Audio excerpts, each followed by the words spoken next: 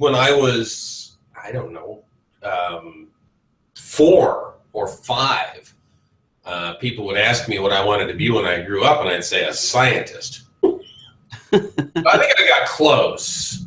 You did. I'm not sure this software stuff is really a science, but at least it's technical.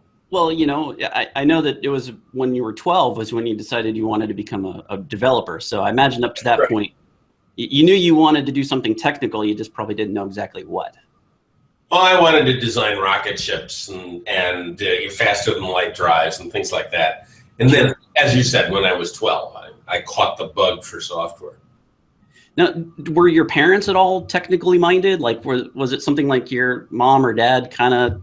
It was my father was a science teacher, and my mother was a registered nurse.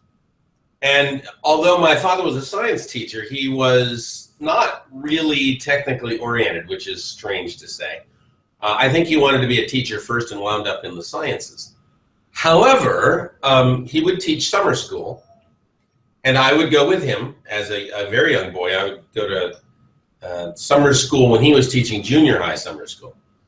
And he would do all kinds of fascinating experiments, and I would see the same experiment over and over again 8 times, 8 periods in the summer school. And I thought they were fascinating, so I learned an awful lot from that. And then he would get these old movies, right? He had a projector that he'd set up and the big reels of film. And these were movies from the Bell system. And they had titles like Bell Telephone, right?